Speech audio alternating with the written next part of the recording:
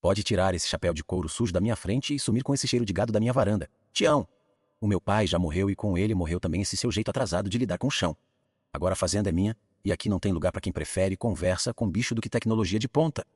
Você tá velho, tá lento e, para ser sincero, não serve nem para limpar o coxo dos meus cavalos de raça.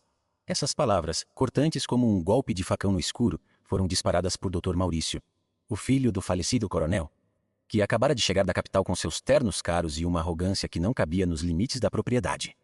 Ele gritava a plenos pulmões sob o sol escaldante da Bahia, enquanto os funcionários assistiam, boquiabertos, à humilhação do homem que era a alma daquelas terras.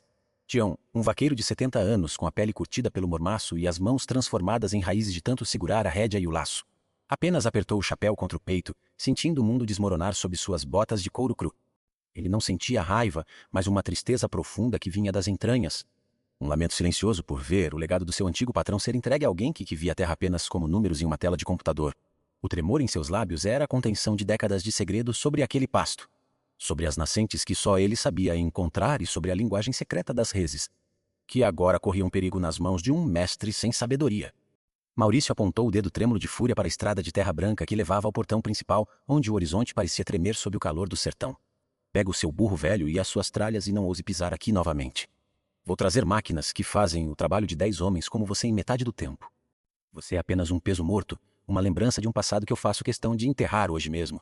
O riso seco que ele soltou ecoou pelas paredes da casa grande, fazendo o silêncio do campo parecer um lamento fúnebre para a dignidade de quem deu a vida por aquele chão, sem nunca ter pedido nada além de respeito. Sem dizer uma palavra, pois o sertanejo de verdade sabe que o silêncio é a fala dos sábios. Tião virou as costas para a varanda luxuosa e começou a caminhar em direção ao seu quartinho de adobe nos fundos. Cada passo era uma facada na alma. Uma despedida forçada de cada árvore que ele plantou e de cada animal que ele salvou do atoleiro durante as grandes cheias. Ele guardou seu estribo, sua corda de couro e a imagem amassada de Nossa Senhora Aparecida em uma sacola de pano, sentindo que estava deixando para trás o seu próprio coração, enterrado naquele barro que ele tanto defendeu dos invasores e da seca. O que o jovem herdeiro Maurício não sabia, em sua vaidade urbana e ignorância rural, era que a natureza tem uma memória longa e um tribunal implacável para os soberbos. Ele achava que o dinheiro e os satélites podiam controlar a fúria da terra, mas mal suspeitava que em poucos dias o céu se fecharia e um mal invisível começaria a dizimar o seu orgulho, cabeça por cabeça. A roda da vida estava prestes a girar com a força de um redemoinho de poeira e a justiça do sertão mostraria que, quando a desgraça bate à porta, o diploma não vale nada perto da mão calejada de quem sabe ler o silêncio do gado. Seja muito bem-vindo ao nosso canal, um refúgio para quem busca entender a verdadeira essência do interior brasileiro e as lições de moral, que só o cotidiano da roça é capaz de nos ensinar com tanta profundidade. A história de Tião que você começa a acompanhar agora não é apenas um conto de injustiça, mas um manifesto sobre o valor da experiência e o perigo da arrogância humana diante da grandiosidade da natureza. Este relato foi estruturado com o máximo de realismo para honrar cada trabalhador do nosso sertão que, muitas vezes, é tratado como invisível por aqueles que detêm o poder financeiro, mas que, no fundo, são os verdadeiros pilares da nossa terra. Se você se identifica com os valores de honra, lealdade e superação, e se o seu coração bate mais forte ao ouvir o som de um berrante ou o estalo de uma porteira, este vídeo foi feito sob medida para sua reflexão. Vamos mergulhar em uma narrativa onde o campo se torna o cenário de um acerto de contas espiritual e humano, provando que a sabedoria não se compra em faculdades de luxo, mas se conquista no dia a dia da lida bruta. Prepare-se para ver como a integridade de um homem simples pode se tornar a última barreira entre a prosperidade e a ruína total de uma herança bilionária construída com o suor de gerações.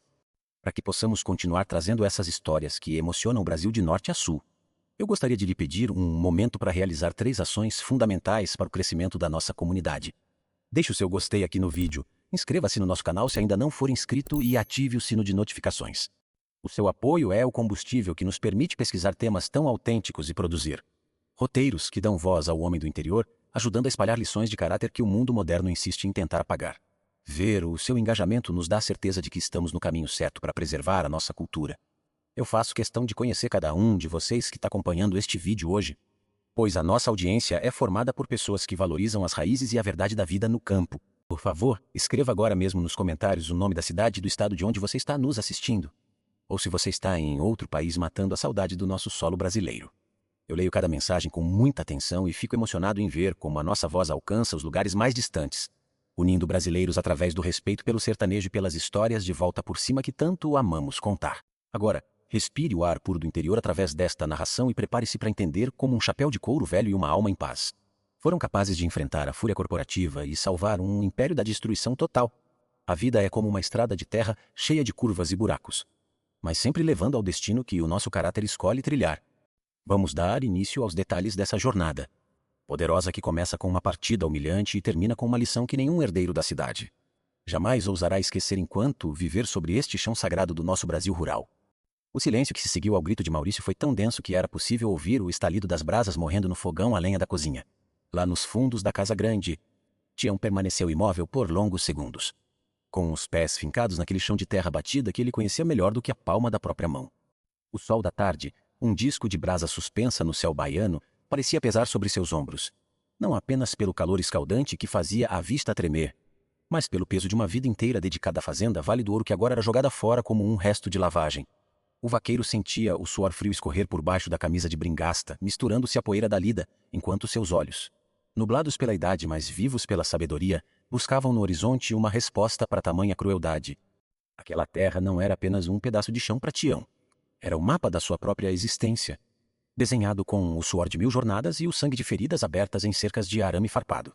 Ele se lembrava de quando o falecido coronel, pai de Maurício, chegou ali com pouco mais do que um punhado de sementes e uma vontade de ferro. Tião fora o primeiro a empunhar o machado para abrir o roçado, o primeiro a enfrentar as onças que rondavam o curral e o único que permaneceu ao lado do patrão quando a grande seca de 70 quase dizimou o rebanho. Eles haviam construído um império juntos, baseados na confiança de um aperto de mão, algo que o herdeiro, com seus anéis de ouro e diplomas emoldurados, nunca seria capaz de compreender ou valorizar. Com movimentos lentos e uma dignidade que parecia emanar da própria terra, o velho vaqueiro caminhou em direção ao seu quartinho de adobe, localizado nos limites da fazenda. O cheiro de fumo de rolo e couro velho que impregnava as paredes de barro era o perfume da sua intimidade. O único lugar onde ele realmente se sentia seguro do julgamento alheio. Ao entrar, a penumbra o abraçou, revelando a simplicidade de uma vida que nunca ambicionou riquezas materiais. Ali, entre uma rede de malha grossa e um baú de madeira de lei, estavam guardados os seus verdadeiros tesouros, as ferramentas que foram suas únicas companheiras nas noites solitárias vigiando o gado sob o clarão da lua cheia. Tião abriu uma sacola de pano de estopa, dessas que já carregaram muito mantimento nas costas de burros, e começou a colocar seus pertences com um zelo quase sagrado. Primeiro, o seu berrante de chifre de boi, cuja voz grave já havia guiado milhares de cabeças de gado pelos vales mais profundos do sertão. Depois, a pequena imagem de Nossa Senhora Aparecida, desgastada pelo toque constante de suas mãos em preces desesperadas durante as pragas e as trovoadas. Cada objeto que ele tocava trazia consigo o eco de um grito de vaquejada ou o suspiro de um bezerro salvo da morte. Lembranças que formavam o alicerce da sua honra e que agora seriam levadas para longe dali. Ao passar pelo pequeno espelho quebrado pendurado no caritô, ele parou por um instante e encarou o próprio reflexo. Viu as rugas profundas que o sol e o vento haviam esculpido em seu rosto, marcas de uma guerra diária contra a natureza que ele nunca considerou inimiga, mas sim uma mestra rigorosa. Maurício o chamara de peso morto, mas Tião sabia que aquele corpo envelhecido carregava a força de 10 jovens da cidade. Ele não era lento por preguiça, mas por precisão. Cada passo era calculado, cada olhar era uma leitura do rastro. A arrogância do jovem herdeiro o impedia de ver que o vaqueiro não era um funcionário, era o guardião de um legado que estava prestes a ruir. De volta ao terreiro, o clima entre os outros empregados era de um velório silencioso. Os peões mais jovens, que aprenderam com Tião a amarrar o primeiro laço e a reconhecer o sinal de chuva pelo voo das andorinhas, baixavam a cabeça quando ele passava. A vergonha não era de Tião, mas da injustiça que presenciavam sem poder interferir, pois o medo da fúria de Maurício e da demissão iminente calava qualquer protesto. Maurício, por sua vez, observava tudo da varanda alta, de braços cruzados, com um sorriso de triunfo que só os ignorantes conseguem ostentar diante da perda de algo verdadeiramente valioso. Antes de cruzar o curral pela última vez, Tião parou diante do portão de ferro e emitiu um assobio baixo, quase imperceptível. No mesmo instante, o touro reprodutor da fazenda, um animal imenso e indomável para qualquer outro homem, ergueu a cabeça e soltou um mugido profundo que pareceu fazer o chão vibrar. Que eu ria da conversa com bicho. Mas não entendia que entre o homem e o animal existe um pacto de sangue e respeito, que nenhum satélite ou computador poderia substituir. Aquele mugido era o adeus do sertão ao seu último grande rei, um som de reverência que deixou o jovem herdeiro desconfortável por um breve segundo de dúvida. O ranger da porteira principal, ao ser aberta por Tião, soou como um lamento fúnebre que se espalhou pela caatinga. Ele não olhou para trás, pois o sertanejo sabe que olhar para trás na hora da partida é chamar a má sorte para a caminhada. Seus pés, protegidos por botas de couro que ele mesmo havia remendado, começaram a trilhar a estrada de terra branca que se perdia no horizonte tremeluzente. A sacola no ombro parecia leve, mas o coração estava carregado com o peso de uma saudade que já começava a doer. A saudade de um chão que ele cuidou como se fosse pai e que agora o tratava como um estranho. A estrada era longa e o destino incerto, mas a espinha de Tião permanecia ereta, desafiando a gravidade e o cansaço. Ele se lembrava das palavras de sua mãe, uma rezadeira famosa da região, que dizia que a honra é como o espinho do cacto, pode furar quem tenta arrancá-la, mas protege a vida que está por dentro. Ele caminhava com a calma de quem não deve nada a ninguém, sentindo a poeira fina se assentar sobre suas roupas, selando sua união definitiva com a estrada. A fazenda Vale do Ouro ficava para trás, mas a sabedoria que ele carregava era a única moeda que teria valor quando a tempestade, que se armava no céu, finalmente decidisse descer. No final da primeira légua, o sol começou a se esconder, pintando o céu de tons de roxo e cinza, cores que combinavam com o estado de espírito do vaqueiro exilado. Tião sentou-se à beira do caminho, sob a sombra de um juazeiro centenário, e abriu sua garrafa de água, bebendo o líquido morno com a gratidão de quem reconhece cada pequena benção. Ele olhou para as estrelas que começavam a surgir e, num sussurro que o vento levou para longe, jurou que sua história naquele chão ainda não havia acabado. O mundo giraria, a seca voltaria e, quando a arrogância de Maurício se transformasse em desespero, o sertão saberia exatamente de quem era o nome que deveria ser chamado. A caminhada de Tião continuou sob o manto de uma noite sem nuvens, onde o silêncio do sertão só era interrompido pelo som seco de seus passos e o esturrar distante de algum bicho faminto. Cada quilômetro percorrido era um teste para suas juntas envelhecidas, mas o vaqueiro possuía uma têmpera forjada no fogo do sol e na frieza das madrugadas de inverno, o que o tornava mais resistente do que qualquer peça de metal. Ele não buscava a luxúria de um hotel ou a caridade de estranhos. Seu destino era um pequeno casebre abandonado, escondido entre um maciço de pedras e uma nascente secreta que ele descobrira décadas atrás, quando ainda era um rapaz aprendendo a rastejar gado fugido. Ao avistar a silhueta da construção de taipas sob o luar, um suspiro de alívio escapou de seu peito, não por medo da estrada, mas por finalmente encontrar um chão onde sua dignidade não seria pisoteada pela soberba alheia. O casebre era simples, com paredes descascadas e um teto de palha que pedia socorro, mas para Theo, aquele era o palácio da sua liberdade restaurada. Com a calma de quem não tem pressa para o amanhã, ele limpou o chão com um galho de vassoura de botão e estendeu sua rede de malha grossa entre dois esteios de braúna que ainda resistiam ao tempo. O cheiro de terra seca e mato velho era reconfortante, um lembrete de que a natureza, ao contrário dos homens, não exige títulos para oferecer abrigo. Se ele acendeu um pequeno fogo com gravetos de jurema, colocou uma caneca de ferro com água para ferver e preparou um café amargo. Sentindo o calor do líquido descer como um bálsamo por sua garganta castigada pela poeira da estrada, enquanto seus pensamentos voltavam, inevitavelmente, para os currais que ele deixara para trás, enquanto Tião encontrava sua paz na simplicidade do isolamento. A fazenda Vale do Ouro pulsava sob o ritmo frenético da modernização imposta por Maurício.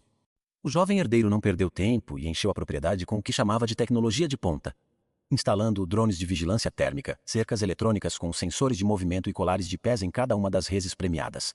Maurício caminhava pela varanda com um tablet nas mãos, observando pontos luminosos em um mapa digital, acreditando piamente que o controle absoluto da fazenda estava contido naquele retângulo de vidro e luz. Ele ria das histórias do coronel sobre o olho do dono, convencido de que os algoritmos eram mais eficientes do que a intuição de qualquer vaqueiro, velho que cheirava a esterco e suor. O primeiro sinal de que a terra não aceitava ordens de máquinas pesadas surgiu no final daquela mesma semana, quando um dos tratores mais modernos da fazenda ficou atolado até o eixo em uma área de baixada. Maurício, irritado com o atraso no cronograma de aragem, ordenou que usassem outro trator ainda maior para puxar o primeiro, ignorando os avisos tímidos de um peão antigo, que tentou explicar que aquele solo era traiçoeiro e escondia urros de água invisíveis. O resultado foi um desastre mecânico. O metal rangeu sob a força bruta. Os pneus cavaram valas profundas e, em poucas horas, duas máquinas bilionárias estavam presas no barro, revelando que o dinheiro de Maurício era impotente diante da geologia sagrada do sertão que ele tanto desprezava. A frustração do jovem herdeiro crescia na mesma proporção que sua arrogância, e ele descontava sua inépcia nos funcionários, exigindo relatórios digitais para problemas que só poderiam ser resolvidos com mãos na massa e conhecimento prático. Ele se trancava no escritório climatizado, cercado por gráficos de produtividade e previsões de mercado, enquanto lá fora, o céu começava a mudar de uma forma que seus sensores meteorológicos não conseguiam interpretar com clareza. O ar tornara-se pesado e um vento quente, conhecido pelos antigos como Sopro da Peste, começou a varrer os pastos, levantando uma poeira avermelhada que parecia carregar um presságio de doença para os animais, que não tinham mais o olhar protetor de Tião. No casebre das pedras, Tião observava o comportamento das formaras que trabalhavam em um ritmo frenético, mudando a entrada de seus formigueiros para partes mais altas do terreno. O vaqueiro sabia que aquele era um aviso claro da natureza. Uma mudança brusca de tempo estava por vir, e não seria uma chuva mansa para refrescar a lavoura, mas uma tormenta repentina ou um surto de febre que atacaria os animais mais fracos. Ele olhou para o horizonte na direção da Vale do Ouro, e sentiu um aperto no peito. Uma preocupação genuína pelo gado que ele ajudara a criar e que agora estava sob a guarda de sensores frios e homens, que não sabiam distinguir o mugido de dor do mugido de fome. A tecnologia de Maurício começou a falhar de forma silenciosa e letal quando um vírus desconhecido começou a se espalhar pelo rebanho de elite, causando uma febre que os termômetros eletrônicos só detectavam quando já era tarde demais. O herdeiro confiava nos alertas sonoros de seu sistema, mas os bicos de pulverização automática de remédios não substituíam o cuidado manual de identificar a primeira secreção no focinho ou a opacidade nos olhos de uma vaca doente. Tião teria percebido o problema na primeira reis que se afastasse do bando. Mas na fazenda de Maurício, os animais eram apenas números que piscavam em verde até que, subitamente, passavam a piscar em vermelho, sinalizando uma morte que já não podia ser evitada. Maurício entrou em pânico ao ver a primeira reis de R$ 100.000 cair sem vida no meio do pasto, com os sensores ainda indicando que sua temperatura estava dentro da normalidade. Ele gritava com os veterinários trazidos da capital, que buscavam em seus manuais acadêmicos uma resposta para um mal que parecia ser alimentado pela própria atmosfera do sertão. A soberba do herdeiro impediu de admitir que a fazenda estava morrendo sob seu comando, e ele se recusava a ouvir qualquer sugestão que envolvesse os métodos antigos, chamando de superstição de analfabeto qualquer tentativa de usar ervas ou mudar o gado de pasto conforme a posição do vento. Longe dali, Tião sentiu o cheiro da carniça trazido pela brisa da tarde e soube, com a certeza de quem já viveu 7 décadas, que o Tribunal do Campo havia começado sua sessão de julgamento. Ele não sentia prazer na desgraça de Maurício, mas uma dor profunda por ver a vida sendo desperdiçada por causa da vaidade de um homem que se achava maior que o solo que o sustentava. O vaqueiro apertou sua imagem de Nossa Senhora e rezou, não pela fortuna do herdeiro, mas pela alma da terra que clamava por um guardião que soubesse respeitar seus limites e ouvir seus lamentos silenciosos antes que o deserto tomasse conta de tudo. A noite caiu sobre a Vale do Ouro carregada de mugidos desesperados e o brilho frio das telas de computador que agora só serviam para registrar prejuízos astronômicos. Maurício, exausto e com o ego ferido, olhava para o mapa digital e via os pontos luminosos se apagarem um a um, como estrelas morrendo em um céu de asfalto. Ele estava cercado de satélites e máquinas, mas nunca se sentira tão sozinho e impotente em toda a sua vida. Enquanto a poucas léguas dali, um velho vaqueiro dormia o sono dos justos em uma rede simples, aguardando o momento em que a verdade, por fim, bateria à sua porta pedindo clemência. O ar na fazenda Vale do Ouro, que antes cheirava capim fresco e café coado, agora estava empesteado pelo odor metálico da morte e pelo desespero que emanava dos currais. O império de Maurício estava desmoronando diante de seus olhos, e nenhuma de suas máquinas caríssimas parecia ter a resposta para o mal que consumia o rebanho de elite. As carcaças dos animais começaram a se acumular nas valas cavadas às pressas, enquanto o jovem herdeiro, com as mãos trêmulas sobre o tablet, via os gráficos de lucratividade despencarem em uma linha vermelha que parecia um corte profundo em seu próprio peito. Ele gritava ordens por rádio, exigindo que os veterinários aplicassem doses duplas de antibióticos importados. Mas a terra, em seu silêncio soberano, parecia rejeitar o remédio que não vinha acompanhado do conhecimento da lida. Maurício, em seu escritório climatizado, cercado por telas que agora só mostravam alertas de falha, recusava-se a admitir que sua visão de progresso era uma ilusão perigosa. Ele se sentia insultado pelo fato de que o sertão não se curvava ao seu dinheiro. E sua frustração se transformava em uma fúria cega contra os próprios peões que assistiam à tragédia com uma mistura de pena e revolta. Ele não percebia que o gado não morria apenas de vírus, mas de tristeza e falta de manejo, pois os animais, acostumados ao toque humano e à voz firme de quem os entende, sentiam-se abandonados sob a guarda fria de sensores de metal e cercas que davam choque em vez de proteção. Os consultores trazidos da capital, com seus jalecos brancos e pranchetas digitais, andavam de um lado para o outro sem saber o que fazer, perdidos em termos técnicos que não faziam sentido para a realidade daquela caatinga. Eles não sabiam identificar as plantas tóxicas que brotavam com o vento seco, nem entendiam que o gado precisava ser movido para as sombras das serras antes que o sol da tarde fritasse o miolo dos animais. A ciência deles era de laboratório, mas o sertão exige uma ciência de observação e rastro. Algo que o coronel sabia de cor, mas que seu filho fizera questão de deletar junto com a demissão sumária do velho vaqueiro Tião. João, o peão que agora ocupava o cargo de chefe de campo, percebeu que os sensores térmicos estavam mentindo, pois indicavam que as reses estavam bem enquanto os animais já não tinham forças nem para espantar as moscas com o rabo. Ele olhou para o sistema de monitoramento e sentiu uma vontade imensa de quebrar tudo aquilo. Sabendo que Tião teria identificado a febre apenas pelo brilho opaco nos olhos de um bezerro a 100 metros de distância, a tecnologia, que deveria ser uma aliada, havia se tornado uma barreira entre o homem e a vida, deixando o rebanho à mercê de uma negligência que nenhum satélite era capaz de corrigir. Pelos cantos dos alojamentos, o nome de Tião começou a ser sussurrado como um mantra de salvação, uma lenda que o tempo de Maurício tentou apagar, mas que a crise trazia de volta com força total. Se o velho estivesse aqui, nada disso estaria acontecendo, diziam os peões mais antigos, lembrando-se de como Tião curava feridas com ervas do mato e como acalmava o gado em tempos de peste apenas com um assobio específico.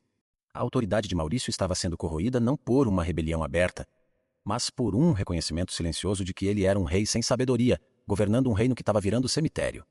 Bento, um rapaz jovem que fora criado sob as asas de Tião, não aguentou mais ver o sofrimento dos bichos e decidiu agir por conta própria, arriscando o próprio emprego para salvar o que restava da fazenda. Na calada da madrugada, quando a lua se escondia atrás de uma nuvem carregada e os drones de Maurício estavam recarregando as baterias, ele montou em seu cavalo e partiu em silêncio. Ele conhecia o rastro de Tião e sabia que o velho nunca abandonaria a região completamente.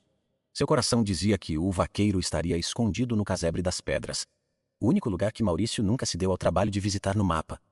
A cavalgada de Bento foi rápida, guiada por uma urgência que só quem ama o chão entende, atravessando grotas e espinheiros sob a luz das estrelas. Ao chegar ao casebre, ele encontrou um cenário de paz absoluta que contrastava violentamente com o caos da Vale do Ouro. Tião estava sentado em um banco de madeira, polindo seu berrante, cercado por uma ordem natural que parecia protegê-lo do mundo. O fogo de chão ainda soltava uma fumaça cheirosa e o vaqueiro nem se assustou com a chegada do rapaz. Apenas ergueu os olhos e indicou uma caneca de café, como se soubesse que aquele encontro era inevitável. Bento desceu do cavalo com as pernas trêmulas e os olhos marejados, caindo aos pés do seu mestre como quem pede socorro para uma alma agonizante. Tião, pelo amor de Deus, volte conosco.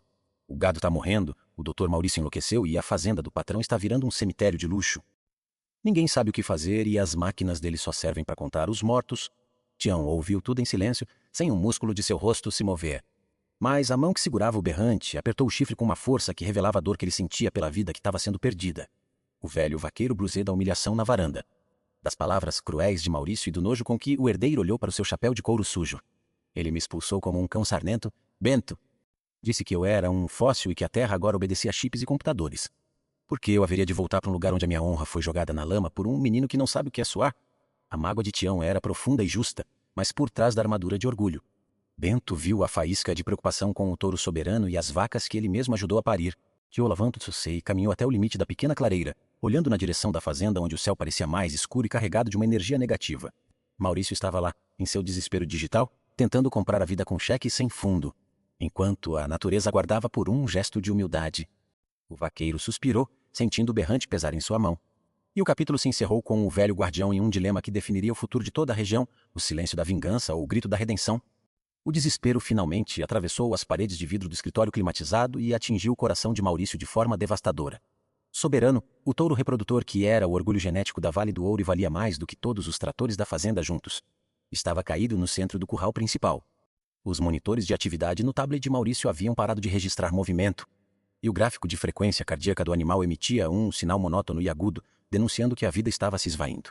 O herdeiro correu para o campo, tropeçando em seus sapatos de sola de couro lisa, sentindo pela primeira vez que o chão que ele tanto desprezava estava começando a engolir sua arrogância e sua fortuna cabeça por cabeça. Ao chegar ao curral, Maurício encontrou os veterinários de jaleco branco parados com as mãos nos bolsos, com feições de total impotência diante do animal agonizante. O sistema de medicação automática travou devido a uma oscilação na rede, doutor, e o gado desenvolveu uma resistência súbita aos compostos químicos que estávamos usando, explicou o especialista-chefe, sem coragem de encarar o patrão. Soberano soltava murridos roucos, um som que parecia vir das profundezas da terra, implorando por um alívio que nenhuma daquelas máquinas de alta tecnologia era capaz de proporcionar naquele momento crítico. Maurício sentiu um frio na espinha ao perceber que seu império digital era apenas um castelo de cartas diante da fúria da natureza. Bento, o peão que havia acabado de retornar de sua jornada secreta, aproximou-se cautelosamente e viu Maurício desmoronar sentado em um banco de madeira sujo de esterco, com a cabeça entre as mãos. Doutor, as máquinas pararam de falar, mas a terra ainda está gritando, disse o rapaz com uma coragem que surpreendeu a todos os presentes. O soberano não precisa de mais eletricidade ou de fórmulas de laboratório. Ele precisa de quem conhece o sangue dele desde que ele era um bezerro desmamado. Maurício ergueu os olhos vermelhos e viu no rosto de Bento a verdade que ele tentou enterrar com sua demissão injusta. A fazenda estava morrendo por falta de alma, não por falta de processadores. Onde ele está, Bento? Onde está o velho? Perguntou Maurício com a voz falhando, as palavras saindo secas como a vegetação da caatinga ao redor. O orgulho do herdeiro ainda tentava lutar contra a necessidade, mas o gemido de Soberano agia como um martelo sobre sua consciência. Bento indicou a direção das serras, onde o casebre das pedras se escondia sob o luar que começava a surgir. Maurício não esperou por explicações adicionais. Ele pegou as chaves de sua caminhonete de luxo, um veículo feito para o asfalto das cidades, e ordenou que Bento o guiasse até o esconderijo de Tião, o homem que ele havia jurado nunca mais querer ver. A estrada para o casebre das pedras era uma vereda estreita e traiçoeira, cheia de pedregulhos e buracos que as máquinas de manutenção de Maurício nunca alcançaram porque não constavam no mapa digital. A suspensão cara do veículo gemia a cada solavanco, e os galhos das árvores secas riscavam a pintura impecável como se a própria mata estivesse cobrando uma dívida antiga. Maurício suava frio, apertando o volante com tanta força que seus nós dos dedos estavam brancos. Ele estava entrando em um mundo onde seu dinheiro não tinha valor e onde a única autoridade respeitada era do conhecimento ancestral que ele tanto ridicularizou na frente de seus operários. No meio do caminho, a caminhonete finalmente sucumbiu à ladeira íngreme e atolou em um banco de areia fofa, forçando Maurício a descer e seguir o restante do trajeto a pé. O herdeiro da cidade, que sempre viveu sob o ar-condicionado, sentiu o ar pesado e o cheiro forte da vegetação nativa invadir seus pulmões. Suas roupas de grife logo ficaram empapadas de suor e poeira, e seus pés, desacostumados com a irregularidade do solo, latejavam de dor. Ele caminhava em silêncio, humilhado pela própria inaptidão física, enquanto Bento seguia à frente com a agilidade natural de quem pertence àquele bioma e respeita cada curva do caminho. Quando finalmente avistaram a luz fraca do fogo de chão no casebre das pedras, Maurício parou por um instante para recuperar o fôlego. Tião estava sentado do lado de fora, com a imagem de Nossa Senhora Aparecida ao seu lado, parecendo aguardar a chegada deles com a serenidade de um patriarca. O vaqueiro não se levantou, nem demonstrou surpresa. Ele apenas continuou afiando seu canivete em uma pedra de amolar, com o ritmo lento e constante de quem domina o tempo. O contraste entre a agitação frenética de Maurício e a paz profunda de Tião era uma lição muda de caráter que atingiu o herdeiro como um soco no estômago. Eu te pago o que você quiser, Tião, o triplo, o quádruplo do seu salário antigo. Mas você tem que vir agora, disparou Maurício, tentando usar a única arma que conhecia, o dinheiro. Tião interrompeu o movimento da pedra, ergueu os olhos e olhou fundo na alma do jovem, com um desprezo calmo que fez o herdeiro calar a boca instantaneamente. O senhor ainda não entendeu nada, doutor. O dinheiro pode comprar o boi, mas não compra o gado. O senhor me expulsou por causa do cheiro de suor. E agora esse mesmo suor é a única coisa que pode limpar a podridão que o senhor deixou entrar nos currais do seu pai. Maurício sentiu as lágrimas de frustração e vergonha escorrerem por seu rosto sujo de barro. Ele caiu de joelhos diante do velho vaqueiro, ignorando a elegância de sua posição social. Por favor, Tião. Soberano está morrendo. SVLSV for, a fazenda acaba e eu perco tudo que meu pai construiu. Eu fui um tolo, eu fui arrogante, me perdoe. O silêncio que se seguiu foi quebrado apenas pelo estalar dos gravetos no fogo. Bento observava a cena com o coração apertado, sabendo que aquele era o momento em que a justiça do sertão estava sendo selada com o selo da verdadeira autoridade humana. Tião guardou o canivete, levantou-se com uma agilidade que Maurício invejou e pegou seu berrante de chifre de boi. Eu não volto pelo seu dinheiro, porque a honra de um vaqueiro não se pesa na balança de banco. Eu volto pela vida dos bichos e pela memória do coronel, que deve estar se revirando no caixão vendo essa desolação. O vaqueiro colocou o chapéu de couro sujo na cabeça e olhou para o horizonte onde a Vale do Ouro aguardava por seu salvador. Mas de hoje em diante, doutor, as máquinas obedecem ao meu berrante. Ou o senhor pode procurar outro fóssil para enterrar sua herança sozinho. A chegada de Tião à fazenda Vale do Ouro não teve a pompa das recepções que Maurício costumava organizar para seus investidores, mas teve a solenidade de um evento histórico. O sol já havia se escondido, e a iluminação fria dos refletores de LED da fazenda criava sombras longas e fantasmagóricas sobre o barro seco do terreiro. Maurício caminhava ao lado do vaqueiro, com suas roupas de linho manchadas de lama e o rosto marcado pela humilhação, enquanto Tião mantinha o passo firme, carregando sua sacola de estopa como se carregasse um cetro. Os peões que observavam das janelas dos alojamentos sentiram um arrepio de esperança percorrer a espinha. O mestre havia voltado para consertar o que a soberba havia quebrado. E o silêncio que caiu sobre a propriedade era um sinal de respeito que nenhuma máquina jamais conseguiu impor. Tião não perdeu tempo com cumprimentos ou burocracias de escritório. Ele caminhou diretamente para o curral central, onde Soberano jazia como uma montanha de carne desamparada. O touro, que antes era o símbolo do poder da fazenda, agora lutava por cada sopro de ar, com os olhos vidrados e o focinho coberto por uma espuma branca e espessa. Ao ver o animal naquele estado, Tião sentiu uma fisgada de dor no peito. Uma tristeza profunda por ver o descaso com a vida em nome do lucro tecnológico. Ele se aproximou do bicho, ignorando os veterinários que tentavam explicar os níveis de ureia e os indicadores de infarto miocárdico que apareciam em seus monitores portáteis. E simplesmente colocou a mão calejada sobre a testa do touro, fechando os olhos por um instante eterno. Os veterinários trocaram olhares de desdém e ceticismo, cochichando entre si sobre a irresponsabilidade de deixar um leigo interferir em um caso clínico tão complexo. Um deles, com um estetoscópio de última geração pendurado no pescoço, aproximou-se de Maurício e disse em voz baixa: Doutor, isso é um absurdo científico. O animal está com uma septicemia avançada e falência múltipla de órgãos. Esse senhor não tem os equipamentos necessários nem o conhecimento farmacológico para reverter esse quadro. Maurício, porém, nem sequer olhou para o especialista. Ele mantinha os olhos fixos em Tião, percebendo que, pela primeira vez em semanas, alguém ali dentro parecia saber exatamente o que estava fazendo sem precisar consultar um manual ou uma tela de cristal líquido. Tião abriu sua sacola de estopa e retirou um punhado de raízes secas de imburana e algumas folhas de aroeira, que ele mesmo havia colhido e secado no casebre das pedras. Ele pediu que Bento trouxesse um caldeirão de ferro com água da nascente velha, recusando a água tratada e clorada que saía das torneiras automáticas da sede. O gado não está doente de vírus que vem de fora, doutor, disse Tião para Maurício, sem desviar o olhar do touro. Ele está doente de calor por dentro e de tristeza por fora.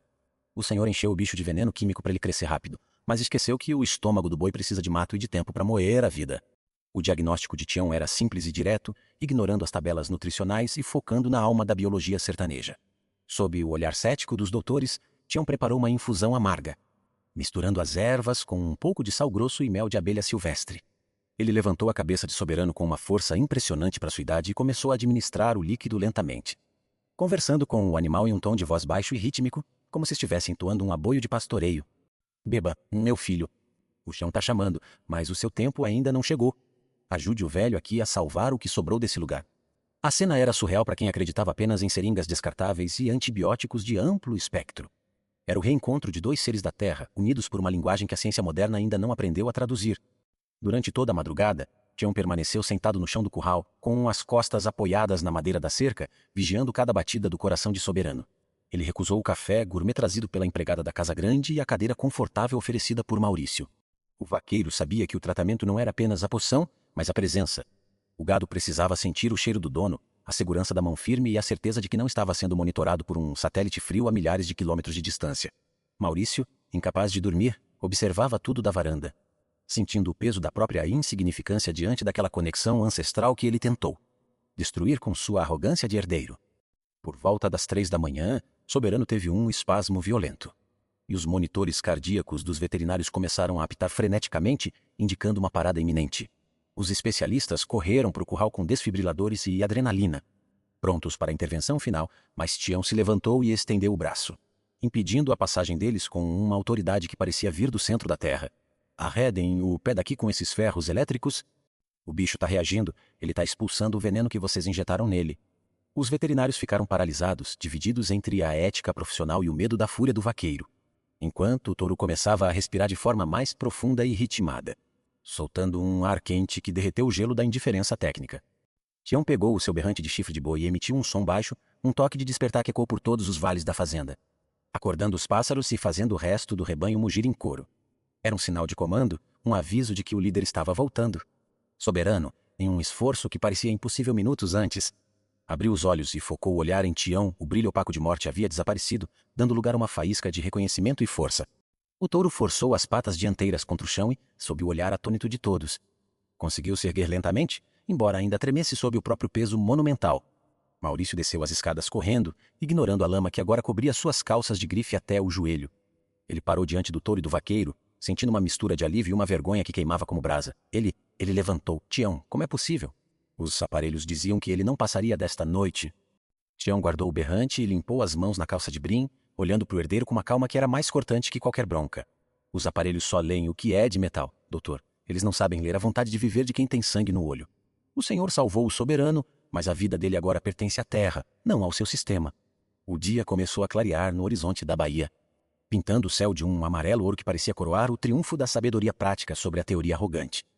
Os veterinários, silenciosos e com os equipamentos desligados, começaram a recolher suas malas, cientes de que haviam recebido a maior aula de suas vidas sem que uma única página de livro fosse aberta.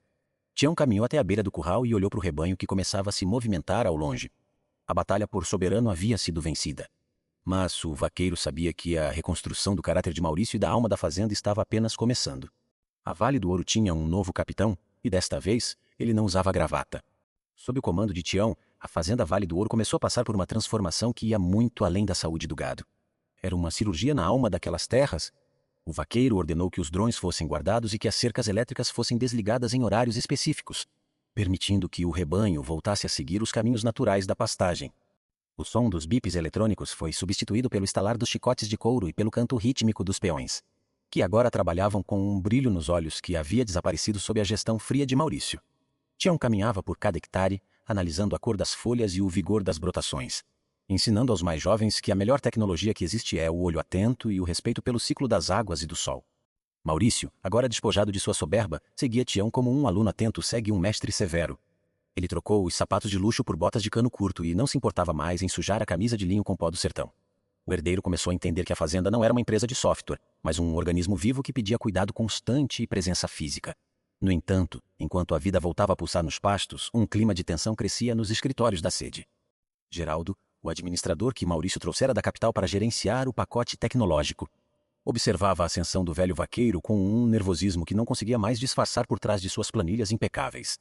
Geraldo sempre foi a voz que incentivava Maurício a investir cada vez mais em sistemas automatizados, alegando que o manejo humano era propenso a erros e viciados.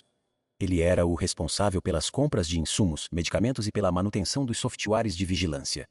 Com o retorno de Tião e a mudança nos métodos de trabalho, Geraldo começou a perder o controle sobre as áreas onde antes reinava absoluto. Tião, com sua desconfiança nata de quem sabe que o mato tem olhos, percebeu que as contas da fazenda não batiam com a realidade que ele via nos galpões, as prateleiras de remédios caros estavam vazias. Mas as notas fiscais indicavam compras mensais volumosas.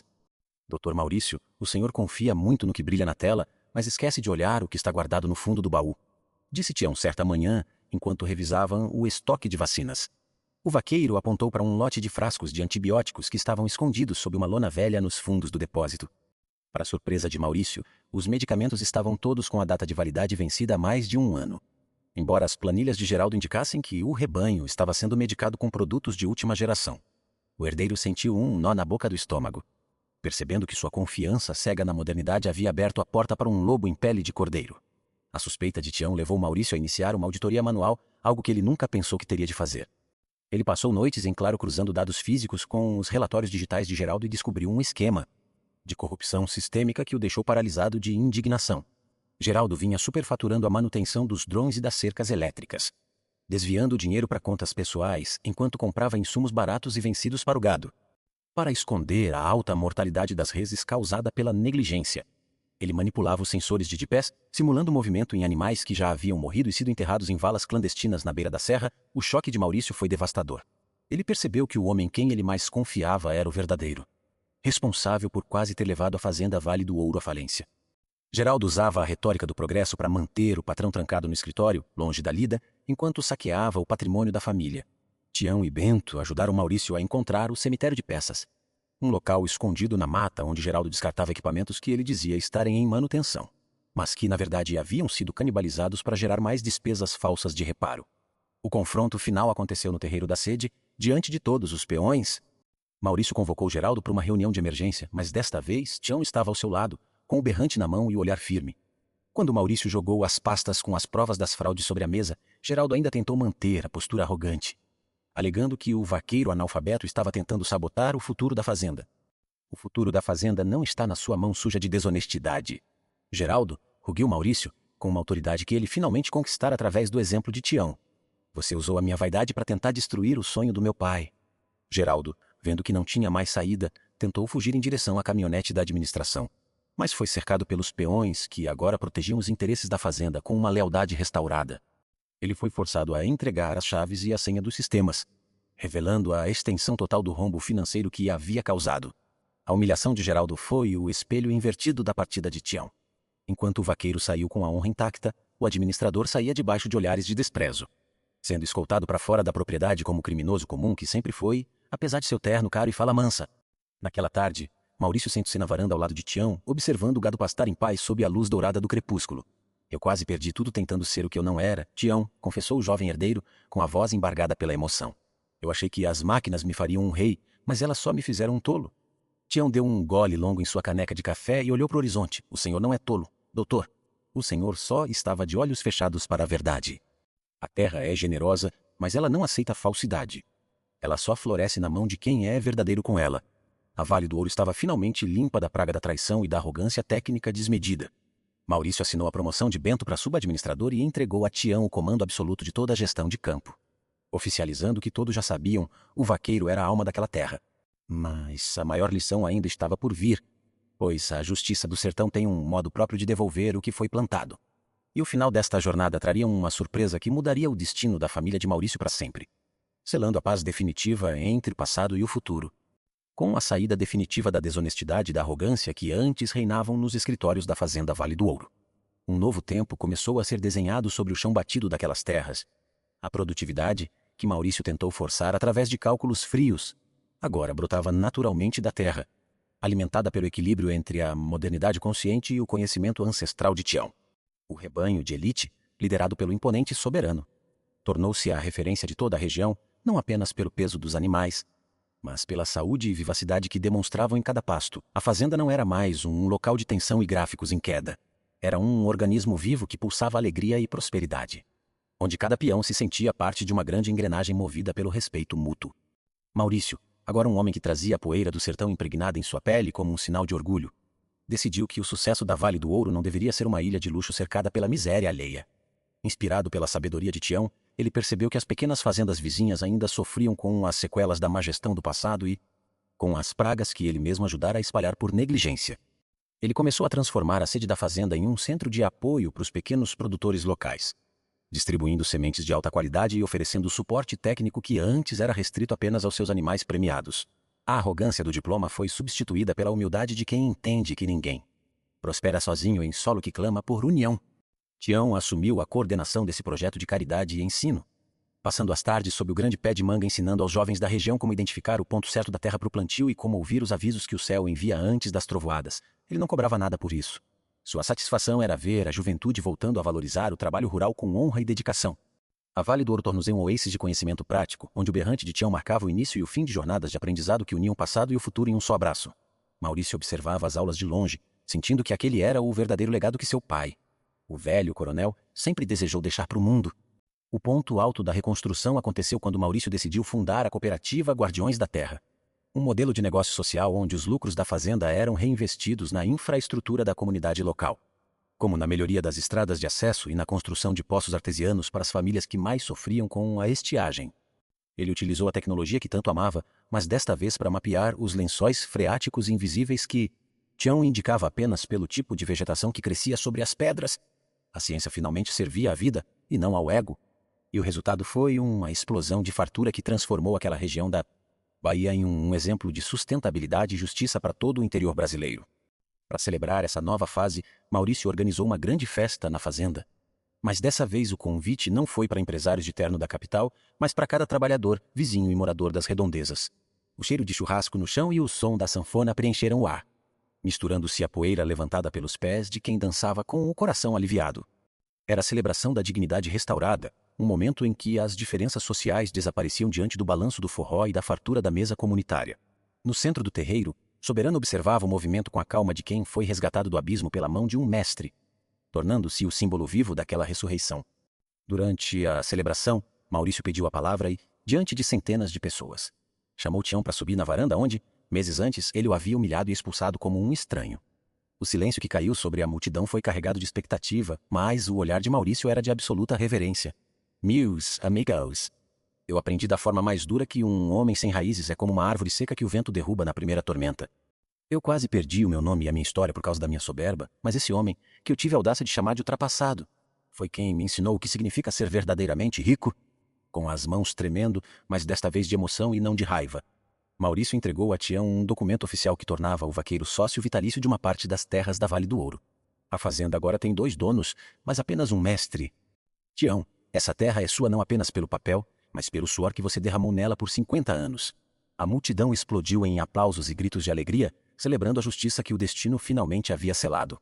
Tião apenas apertou o chapéu contra o peito e olhou para o céu, sentindo que a promessa feita à sua mãe sobre a água do poço profundo havia se cumprido com juros e correção. Bento, que fora o braço direito de Tião na busca pela verdade, também foi homenageado com a gerência geral das novas operações da cooperativa, garantindo que a nova geração de vaqueiros crescesse sob os valores da honestidade e do manejo ético. A Vale do Ouro não era mais apenas uma propriedade privada de luxo. Havia se tornado um patrimônio moral de todo o sertão. As máquinas agora obedeciam ao ritmo da vida, e o controle digital servia apenas para confirmar o que o olhar de Tião já sabia de longe. O equilíbrio perfeito havia sido encontrado, provando que a tradição e a modernidade podem caminhar juntas quando o guia é o caráter. Quando a lua cheia surgiu no céu, iluminando a vastidão dos pastos verdes e as plantações carregadas, Tião pegou o seu berrante e emitiu um toque longo e melodioso que parecia conversar com a alma do sertão. Era um som de paz, um aviso para os bichos e para os homens de que a justiça da terra é implacável, mas extremamente generosa com quem a honra. Maurício sentou-se num banco de madeira ao lado do vaqueiro, sentindo pela primeira vez que pertencia àquele lugar de corpo e alma. O jovem herdeiro da cidade havia finalmente se tornado um homem do campo. Forjado não pelo dinheiro que herdou, mas pela humildade que aprendeu a cultivar. O capítulo se encerra com a imagem de Tião e Maurício observando o horizonte em silêncio, enquanto o som da festa continuava ao fundo como o batimento cardíaco de uma nova comunidade.